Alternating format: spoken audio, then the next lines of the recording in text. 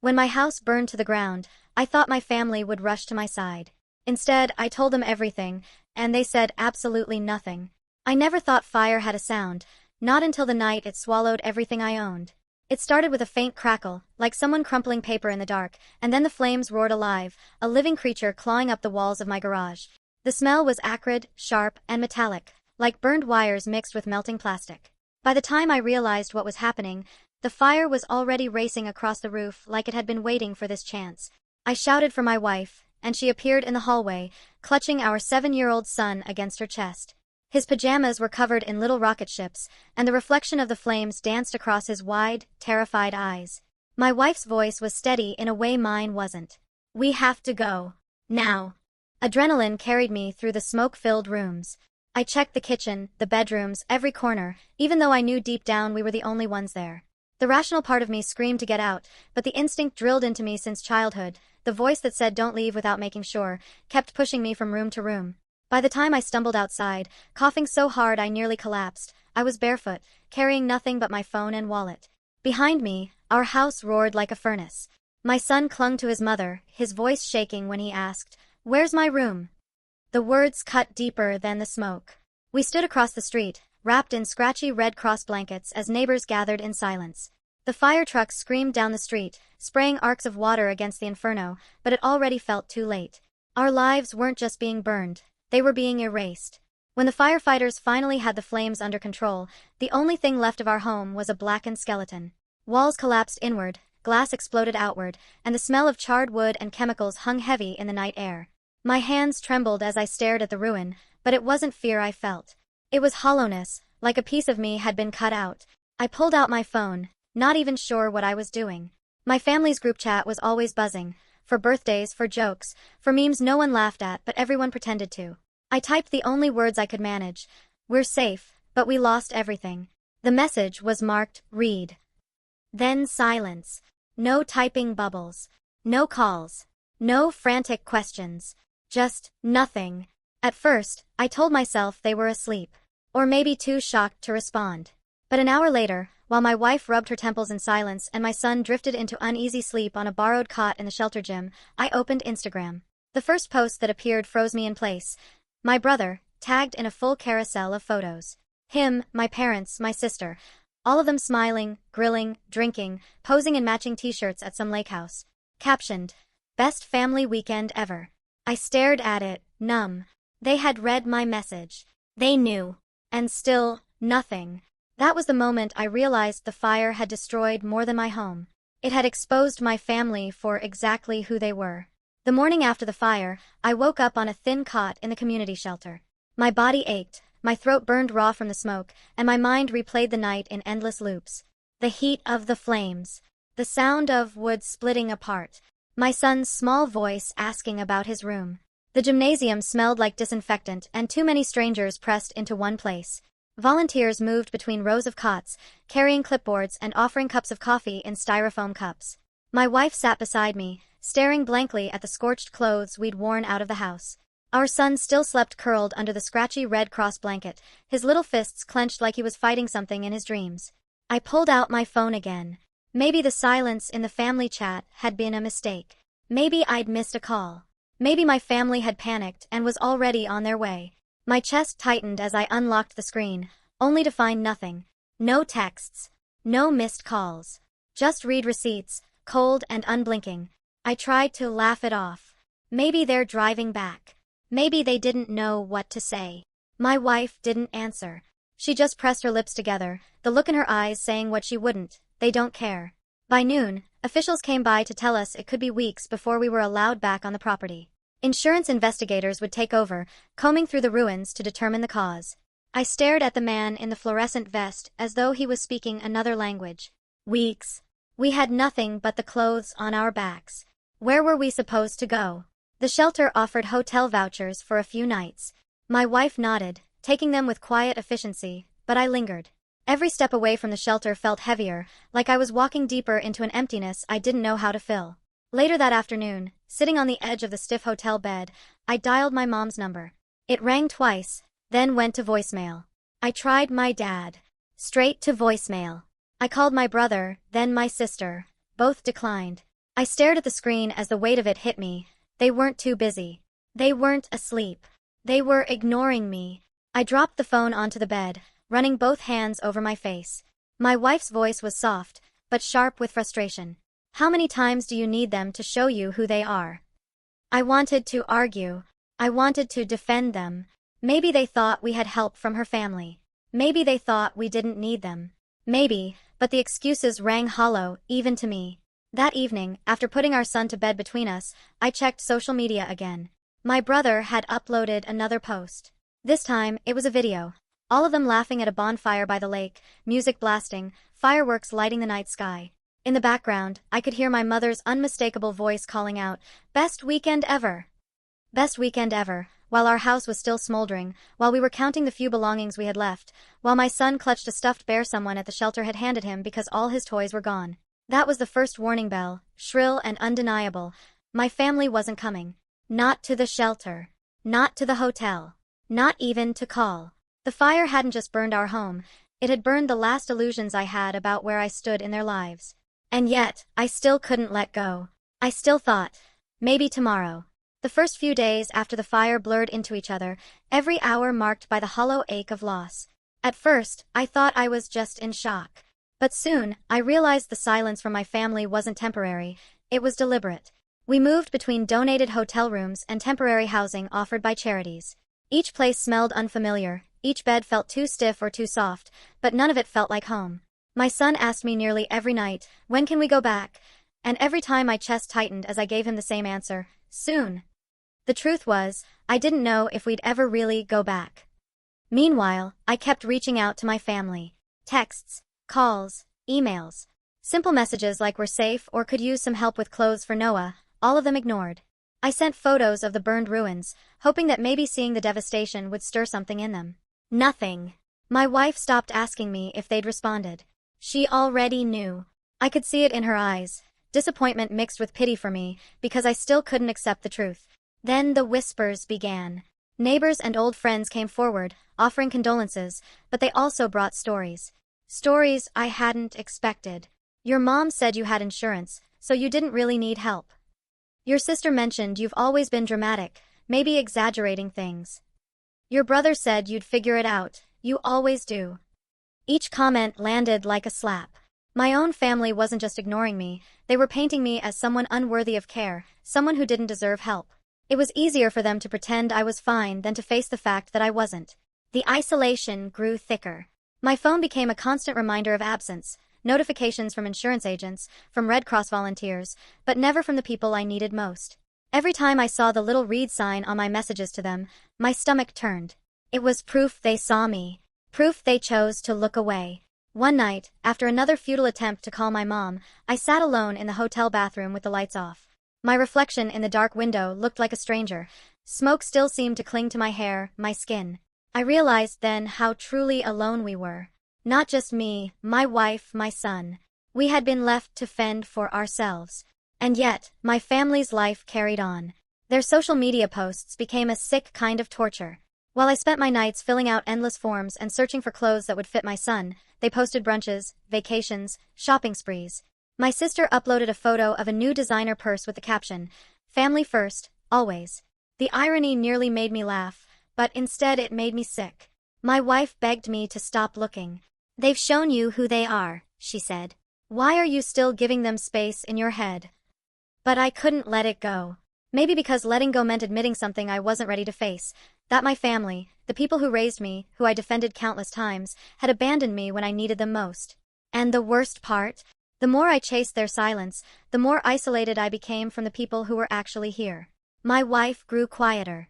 My son clung tighter. I was losing them too, not because of the fire, but because I couldn't stop staring into the void my family had left behind. The pressure kept building. Bills stacked up. Insurance moved at a snail's pace. Donations helped, but only so much. And still, my family's silence rang louder than the sirens that had once echoed down my street. It wasn't just a silence anymore. It was a message. And I was starting to hear it loud and clear. "We don't care. You're on your own." That was the moment the isolation finally sank its claws into me. The fire had taken my home. My family's silence was threatening to take everything else. The weeks dragged by, each day blurring into paperwork, insurance inspections, and restless nights in borrowed beds. I told myself I was getting stronger, that silence was just silence, but the truth was, it gnawed at me. Every time I saw that read receipt under my messages, every time my calls went unanswered, I felt the weight of abandonment pressing harder.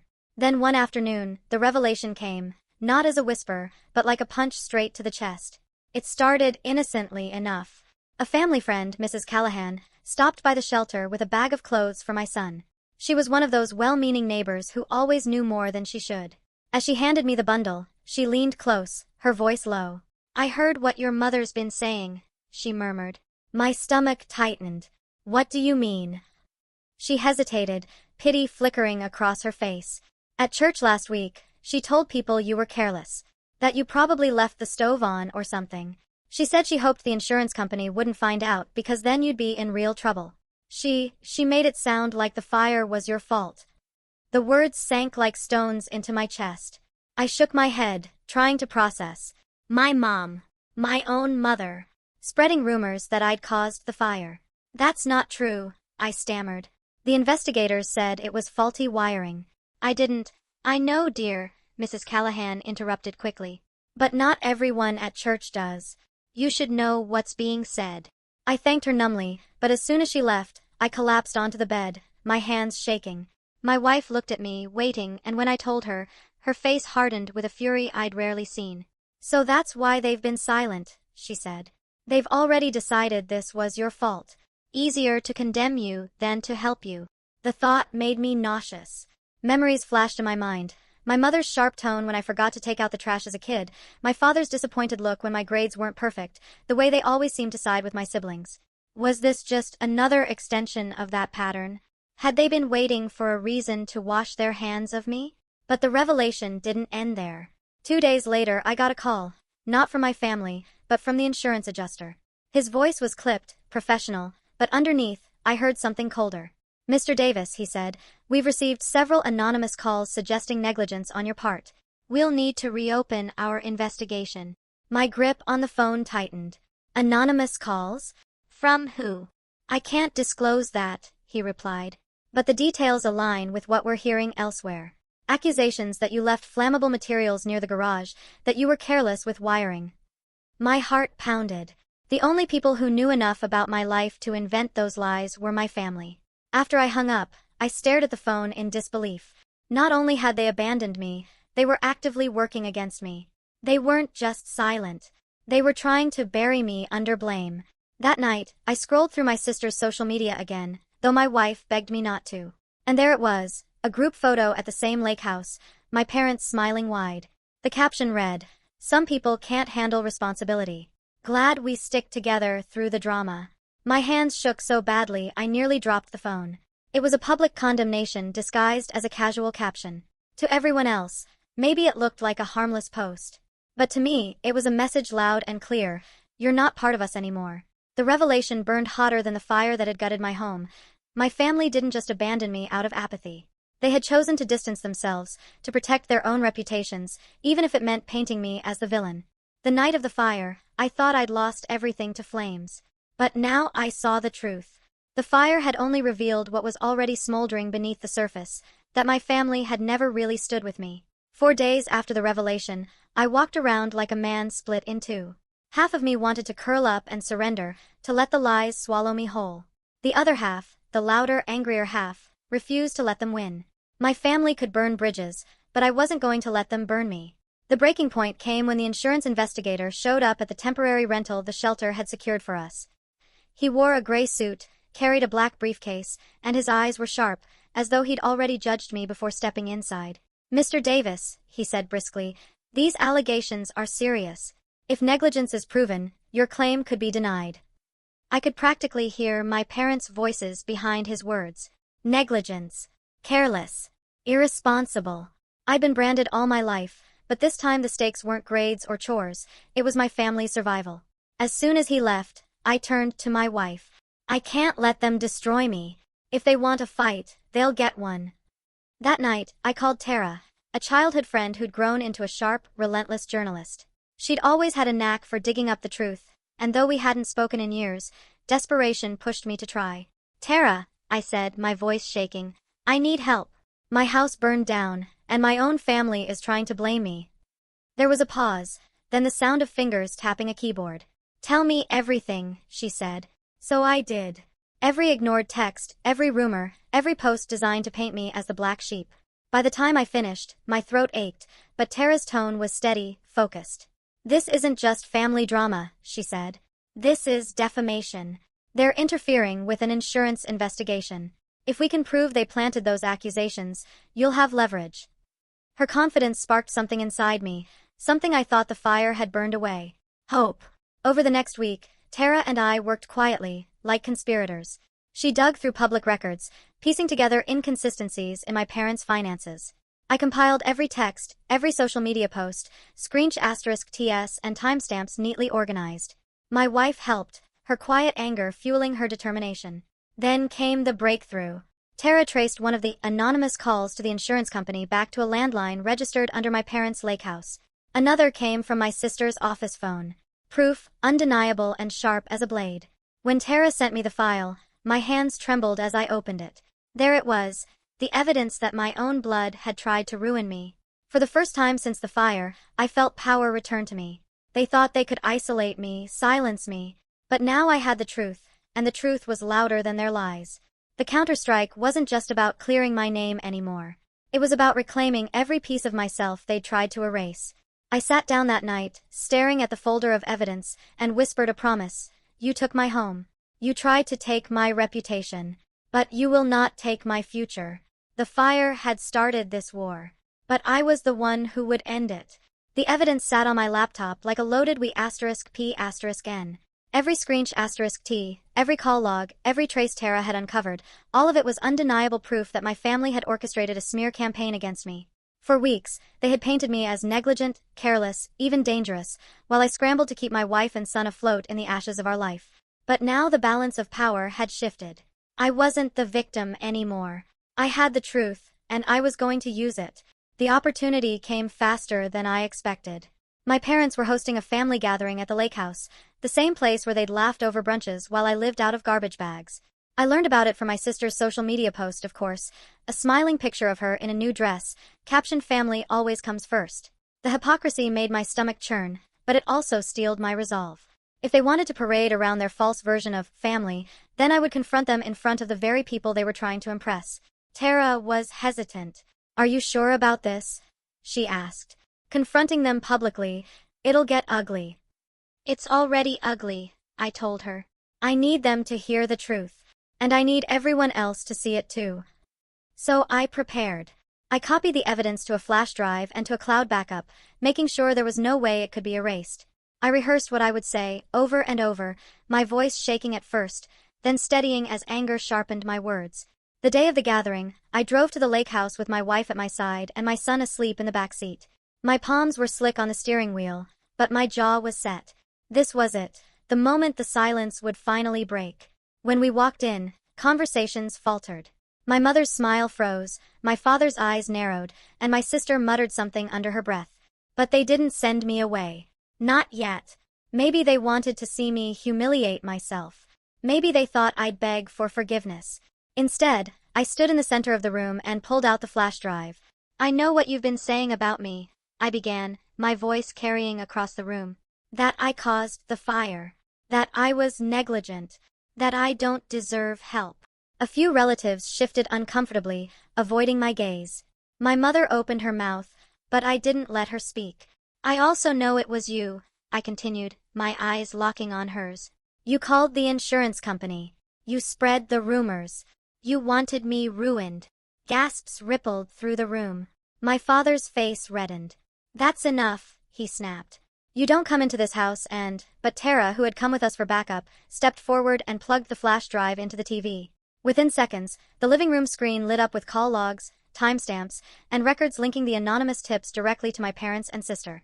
The room fell silent, except for the sound of my mother's sharp inhale. This is who they are, I said, my voice breaking but strong. When my house burned down, when my son and I lost everything, they didn't just abandon me. They tried to destroy me.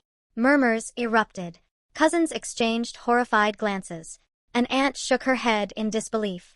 My sister stormed forward, her voice shrill. You're twisting this. We were just trying to protect ourselves. By lying. ISH*T back. By blaming me for something I couldn't control? You could have stood by me. You chose to betray me instead. For the first time, I saw real cracks in their facade. My mother's hands trembled, my father's voice faltered as he tried to bark back excuses. The room that had once been their stage was slipping from their control, the audience no longer buying their performance. I didn't stay for the aftermath. I didn't need to. I had spoken my truth, and everyone had seen the proof. As I walked out with my wife and son, I felt lighter, not because the pain was gone, but because I'd finally stopped carrying their silence like a weight. The fire had taken my home. My family had tried to take my dignity. But in that final showdown, I reclaimed something more powerful than either: my voice. Walking out of that lake house, I half expected to feel triumph, like I'd finally won. But the truth is, victory didn't feel like fireworks or applause. It felt like exhaustion, the kind that sinks into your bones after you've been carrying a weight for far too long. We drove in silence for miles, my wife's hand steady on mine, our son humming softly in the back seat. The quiet wasn't oppressive this time. It was healing, like cool air filling lungs that had been strangled by smoke. For the first time since the night of the fire, I breathed without feeling like I was choking on betrayal. But the aftermath wasn't neat. The days that followed were messy, complicated, and painful. Word spread quickly. Relatives who had seen the evidence told others, and soon the whispers that had once condemned me transformed into murmurs of shock and sympathy. Neighbors who'd given me wary glances at the grocery store now stopped me to say, "We had no idea." Their pity was bittersweet. Where had they been when I needed them? My parents, predictably, doubled down. My mother posted vague statuses online about being misunderstood and attacked by lies, while my father called me ungrateful in messages to extended family. My sister tried to spin the narrative, claiming I had exaggerated everything for attention. But the proof was out there, and denial only made them look smaller. For me, though, the hardest part wasn't their reaction. It was accepting that the family I thought I had never really existed. For years I had clung to scraps. The occasional holiday dinner, the obligatory birthday call, the illusion that blood automatically meant loyalty. But when the fire stripped everything bare, I saw the truth. They had never truly chosen me. That realization hurt more than losing the house. A home can be rebuilt. Belonging, once shattered, is harder to piece back together. Yet something unexpected began to grow in the cracks. Support came from places I hadn't looked before. Tara checked in daily, not as a journalist chasing a story but as a friend reclaiming lost time. My wife's parents, who had always been kind but distant, stepped up in ways that stunned me, helping with our son, cooking meals, even offering us a place to stay until insurance cleared. Slowly, I realized that family isn't always defined by blood. It's defined by who shows up when the flames consume everything. 9 months later, we moved into a new house, a modest 2-story with creaky floors and a big oak tree in the yard. It wasn't as large as the one we lost, but when my son ran through the halls laughing, it felt bigger than any mansion could. My wife painted the kitchen walls a soft yellow. Tara gifted us a framed photo of the 3 of us smiling in the shelter, proof of resilience, she said, and little by little, we made it ours. On the night we unpacked the last box, I stood on the porch, staring at the stars. For a moment, grief and peace coexisted inside me, the ache of betrayal, the relief of survival. I thought of my parents and sister, still clinging to their lies, and felt a pang. Not of longing, but of mourning for what could have been. They tried to bury me, I whispered into the night, but I grew anyway. That's the thing about fire. It destroys, yes, but it also clears the ground, makes space for something new to take root. My family's silence had once crushed me. Now, it was just background noise, drowned out by the louder, truer voices of those who stayed. The aftermath wasn't about revenge. It wasn't even about proving I was right. It was about reclaiming myself, my voice, my future. And as I closed the door on our new home, I knew one thing with absolute certainty. The fire had ended one chapter of my life, but it hadn't consumed the story. I had survived. I had risen. And I was finally free.